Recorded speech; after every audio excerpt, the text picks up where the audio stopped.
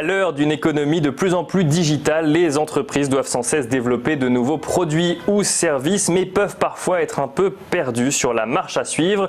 D'autant plus qu'il faut à présent prendre en considération des concepts comme l'interface utilisateur ou l'expérience utilisateur. On en parle tout de suite avec Clément Reynard et Julie Humez, deux des trois cofondateurs de La Grande Ourse. Bonjour Clément. Bonjour. Bonjour Julie. Bonjour.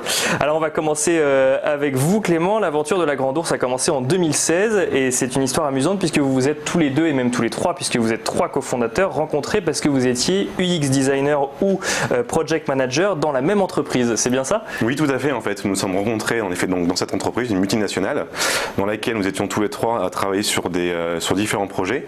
Donc en effet avec Julie qui était donc UX designer, moi également, et Anaïs qui était là en tant que project manager. On travaillait vraiment sur tous les sujets finalement de cette multinationale, aussi bien pour la France que pour l'étranger, et sur des sujets qui sont vraiment très variés, comme par exemple des parcours de vente sur les différents sites de la marque, mais aussi des points de vente par exemple, des logiciels métiers ou des dashboards en fait pour la partie sales en fait. Et donc vous vous retrouvez régulièrement pour travailler sur ces projets pour cette multinationale et puis un jour vous vous dites finalement mais pourquoi est-ce qu'on ne créerait pas notre entreprise tous les trois? C'est ça, en fait c'est venu vraiment très naturellement de créer La Grande Ourse tous les trois. En fait tout d'abord parce qu'on a la même vision finalement de l'UX et de comment l'UX doit s'intégrer finalement dans la stratégie des entreprises. D'accord. Aujourd'hui c'est vraiment quelque chose de vraiment très important du coup, tout ce qui va être expérience utilisateur. Et d'autant plus que nous avons trois profils qui sont totalement complémentaires. Par là du coup dans l'agence j'entends que Anaïs en fait s'occupe vraiment de la partie coordination des projets qui sont soit incubés dans l'agence, soit qui se déroulent chez nos clients, ainsi que toute la partie clientèle dont on s'occupe. Et après avec Julie on est plutôt sur la partie management des différents designers de l'agence, avec deux approches différentes. C'est-à-dire là où Julie va être vraiment très orientée ROI, finalement comment rendre l'UX au service du business. Là où moi je suis plutôt axé sur la partie tout ce qui va être sciences neurocognitive, c'est-à-dire en fait comprendre le fonctionnement des personnes pour adapter leurs produits et les services. Alors on va parler dans quelques instants de la spécificité de La Grande Ourse avec Julie. Juste avant on a parlé de UX, UI et de sciences cognitives. On peut peut-être définir ces termes-là pour que les gens qui nous suivent comprennent. Oui, tout à fait. En fait, pour un petit rappel sur l'expérience utilisateur, donc qui est le domaine au global qui regroupe l'UX, l'UI et la partie design stratégie. En fait, le principe de cette discipline, c'est tout simplement de rendre en fait des produits et des services accessibles, simples à utiliser et agréables à utiliser auprès des utilisateurs. Tout ça, faciliter l'expérience en fait. C'est tout à fait ça. Qu'on se pose pas de questions de savoir comment ça marche et qu'on arrive directement à obtenir le produit ou le service qu'on cherche. Tout à fait. Et tout ça en fait toujours en correspondant aux usages dont les utilisateurs en fait sont habitués en fait à utiliser du coup les services, mais également tout l'aspect business aussi qui est vraiment primordial dans notre activité. Alors Julie, Clément nous l'a dit, vous avez la même vision de l'UX, j'imagine donc qu'il peut y avoir des visions différentes. Qu'est-ce qui fait la spécificité de La Grande Ourse? Alors la spécificité de La Grande Ourse, comme le disait Clément, c'est déjà la diversité des profils que nous avons en interne, que ce soit au niveau des collaborateurs, mais aussi du coup des cofondateurs.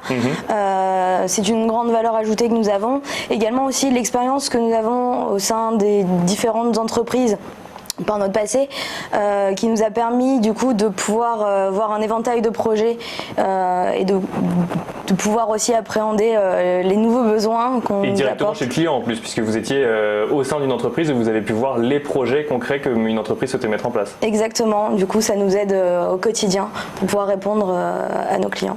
Et alors quand on échangeait un petit peu avant cette émission, vous me disiez qu'avant même de répondre à une mission, la première chose à faire c'était de creuser le besoin. C'est-à-dire qu'on vient vous voir avec un besoin, mais ce que vous dites à La Grande Ourse, c'est que parfois les entreprises peuvent avoir mal identifié le besoin et donc il faut le creuser un petit peu plus pour savoir réellement comment agir sur ce besoin. Exactement.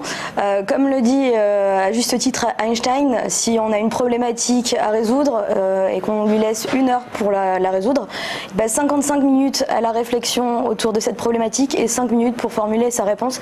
Et en fait, c'est ce qu'on fait au quotidien lorsqu'on nous apporte un brief ou un besoin. On creuse, on étudie, on challenge et ensuite on répond. Et donc ça se passe comment du coup on vous fait un brief puis il faut vous rappeler en disant on va peut-être parler de ce dont vous avez besoin avant de répondre au brief? Exactement, avec des phases de recherche, en challengeant, en essayant de retranscrire correctement les informations qui ont été transmises pour être sûr déjà d'avoir bien compris que le client s'attend en effet à ce type de réponse et voir aussi si c'est cohérent forcément avec le besoin business et le besoin marché côté utilisateur. Et c'est une démarche qui est appréciée du coup par les entreprises avec qui vous échangez? Ah oui, clairement. Aujourd'hui, on met un accent fort sur le devoir de conseil et ça rentre en considération dans notre démarche. Alors Clément, on parle d'UX, d'UI. Moi, je disais que c'était dans une économie de plus en plus digitale aujourd'hui en introduction. Pour autant, est-ce que ça concerne que des produits digitaux, que des interfaces web ou mobiles, par exemple? Alors non, vraiment pas du tout. En fait, on peut croire souvent que la partie design et expérience utilisateur est vraiment centrée du coup sur la partie digitale, mais en fait, ce qu'on se rend compte, c'est que vraiment que l'expérience utilisateur est quelque chose de global qui est en fait en 360 degrés autour de l'humain. Donc en effet, dans n'importe quel secteur, en fait, du moment qu'il y a l'humain qui est quelque part, l'expérience utilisateur a sa place, que ce soit du coup en magasin, que ce soit du coup en conférence téléphonique par exemple avec un service client ou des choses comme ça, ou bien en effet sur le digital, mais en tout cas, nous en fait avec la Grande Ourse, on travaille vraiment sur l'expérience qui est vraiment 360 degrés autour des humains, donc aussi bien collaborateurs que clients du coup des entreprises. Donc par exemple, si on prend l'exemple d'une conférence téléphonique, ça va être le discours ou ça va être les différentes réponses qui sont apportées, et en magasin, ça va être l'endroit dans lequel on va se placer quand on veut chercher un produit. C'est ça. Par exemple, comme je disais, du coup par téléphone, ça va être en effet le ton de la personne aussi, les différents éléments de langage qu'elle va pouvoir apporter, et comment finalement apporter aussi la meilleure réponse. Là où en effet en magasin, on va être en effet déjà sur le lieu, mais aussi sur là aussi le discours en fait qu'on va avoir sur la partie branding, comment apporter du branding aussi dans l'expérience, et après aussi les discours des personnes qui vont être dans les lieux physiques. Alors on a parlé de la spécificité de la Grande Ourse, on sait que ça ne concerne pas que des produits digitaux mais aussi des produits physiques, on sait que vous creusez le besoin avant de proposer des solutions. Et alors Julie, du coup, quelles sont les solutions après qui sont proposées par la Grande Ourse quand vous avez un brief d'une entreprise? Alors on a différentes solutions. La première déjà c'est de répondre aux besoins de A à Z, donc de créer l'expérience au global. Donc pour cela on a différents moyens d'y parvenir. On s'adapte aux moyens projets mis en place chez nos clients. Par exemple, un client qui serait en méthode agile avec une équipe projet sur un plateau, l'idée ce serait de venir directement au sein de cette équipe et s'intégrer avec les meilleurs profils et les meilleures expertises pour pouvoir répondre favorablement au projet. Ensuite, le deuxième moyen, c'est directement incuber les projets en agence. Et aussi, on fait une barre de formation. Donc la formation qui est directement chez nos clients auprès des collaborateurs. Donc en fait, on a le choix, ou on vous dit envoyez-moi quelqu'un qui vienne le faire chez moi, ou faites-le pour moi, ou alors expliquez-moi comment le faire parce que j'ai envie de le faire moi-même, finalement, si je comprends bien. Alors c'est presque ça. Sur la partie régie client, l'idée c'est de pouvoir s'intégrer directement dans les équipes et de pouvoir communiquer, avoir une vraie alchimie, une interaction entre les différentes parties prenantes du projet. Donc pour ça, notre valeur, c'est de pouvoir mettre le bon profil avec les bonnes compétences chez le client. Ensuite, la partie incubation de projet vise à centraliser l'intégralité des compétences en interne pour pouvoir répondre à un besoin. Et la troisième phase, la formation, elle vise à venir évangéliser aussi l'UX au sein des entreprises pour pouvoir créer une maturité et à terme arriver à pouvoir injecter l'UX directement au centre des réflexions business. Et justement, vous parlez de maturité, les entreprises aujourd'hui sont conscientes de la nécessité de l'UX ou ça dépend encore des entreprises?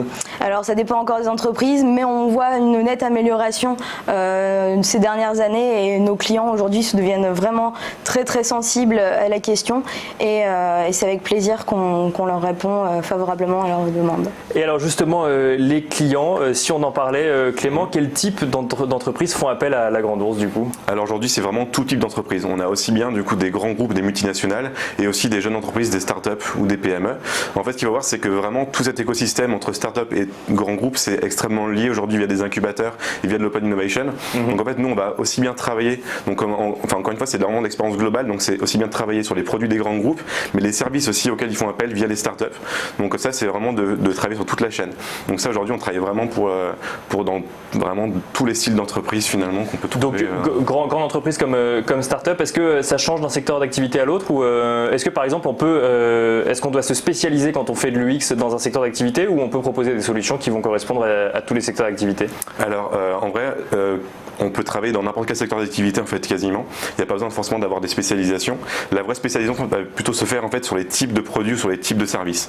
Par exemple, travailler sur une interface digitale sur une application mobile va être totalement différente que de travailler sur une interface d'un lave-linge par exemple. Ou de travailler sur un magasin. C'est vraiment des choses qui sont différentes. Donc la vraie différence d'approche va se situer plutôt sur la typologie du projet finalement et du produit plus que le secteur d'activité. Et donc vous ne vous interdisez aucun secteur d'activité au sein de la Grande Ourse? C'est ça, absolument pas. On travaille sur différents secteurs, aussi bien B2C et B2B. On travaille aussi du coup sur de l'assurance, sur du bancaire. On travaille aussi sur de l'automobile, sur d'autres types d'industries, sur du service pure player. Enfin voilà, on est vraiment du coup sur tous les types d'activités qu'on peut trouver aujourd'hui dans notre monde actuel.